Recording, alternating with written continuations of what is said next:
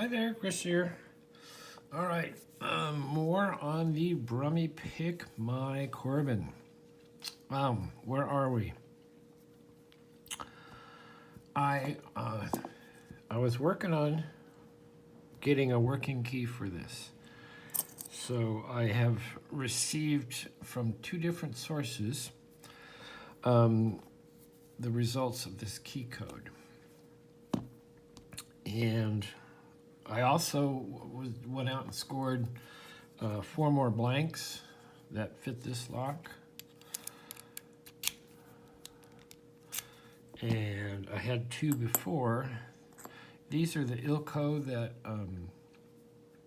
that will fit this lock, and these are actual Corbin keys that fit this lock.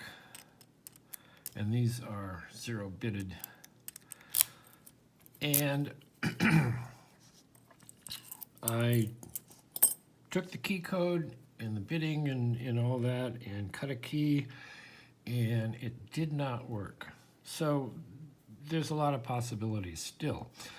One is that the key code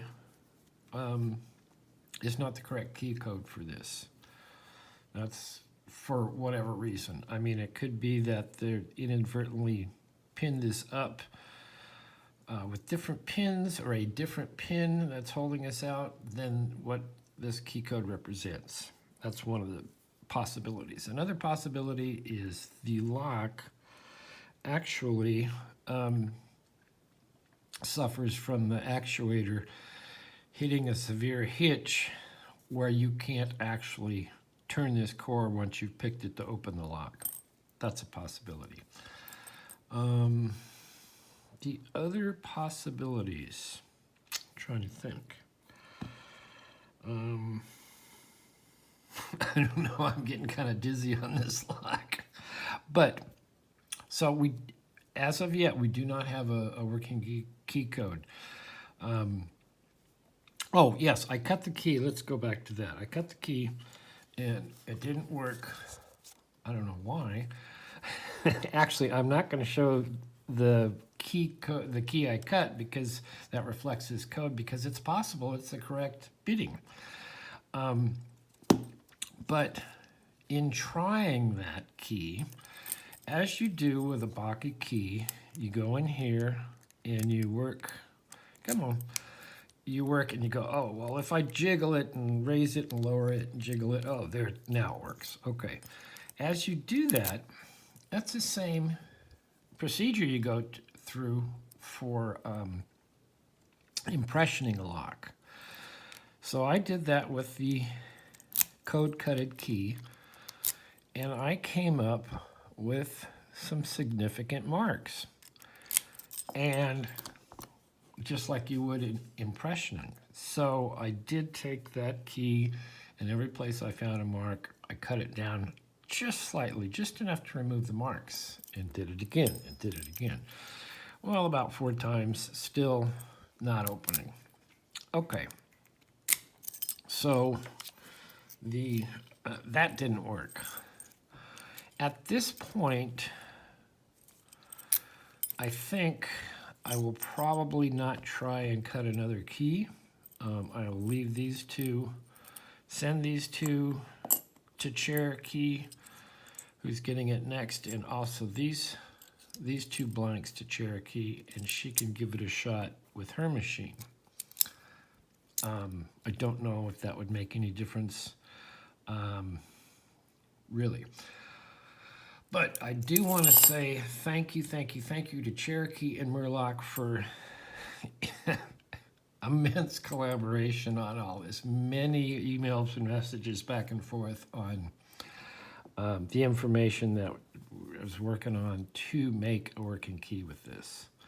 So that's where we are. Now, what about picking? Through these days that I've had it, you've seen some of my attempts on camera, and I have also tried it off camera. And my off camera exercises at trying to pick it generally are go something like this. So I'll find a top of the keyway that fits, and this is one of my tension wrenches that fits, and it clears the, doesn't touch the front pin. And I'll tension it, and I found that heavier tension gets more sets. And I'm not a heavy tension guy, but if you got to get the lock open, you got to do what you got to do. So my attempts basically look like 4 to 5 minutes trying to pick it. Not extensive marathon picks because I don't want to end up hating the lock. But I do want to give it 4 or 5 minutes, a few different things to see how we're getting along. And I would say 3 times in all of those, I could have swore I've had all the pins set. Now, that might be wishful thinking. It's hard to tell. It's, you know, because an open is an open and not opening is obviously not open. So there's a lot of sets for that. And in between picking this, I will refamiliarize myself with all these different Corbins, especially this little guy, and pick all of these open so that in my picking, I really know what set pins feel like and when you're getting close and what you need to do it, you know, get the open. So I'll give this 4 or 5 minutes. I'll break off and do some of these and open these. And I'll open all of these. Some of them do have an actuator hitch issue, but it's not severe. This one, it's possible it has a severe actuator. It has Baki actuator syndrome, BAS. So, but we don't know yet because we don't have a working key to see if actually that's the case. So that's where we are. I will continue to practice picking on this, and I'll give it a little more picking now on camera. But barring me trying another key cutting or getting the miracle open, this will go off to Cherokee, and then she will have blanks to try on her machine. And she could take it from there.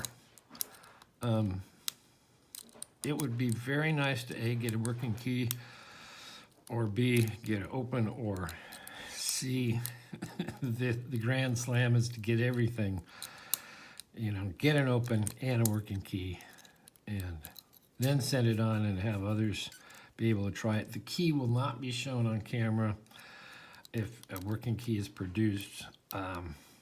It will be mummified so that, you know, some people can look at a key and they'll pick accordingly. And I do somewhat of that. But I also, at the end of the day, it's like when I'm picking it, it's about what I'm feeling. And not staring at a key down here going, okay, well, that one has to go higher.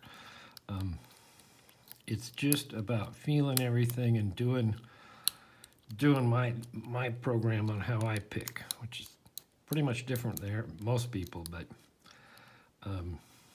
anyway. So what do I want? I'm going to take this pick. How about that?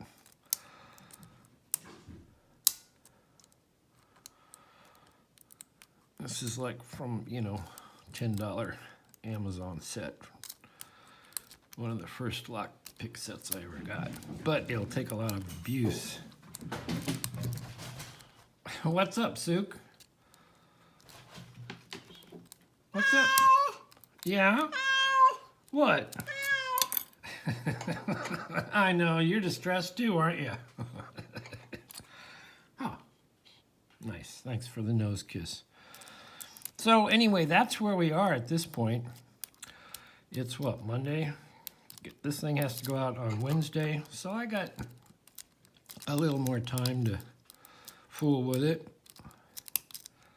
before it goes off. Cherokee.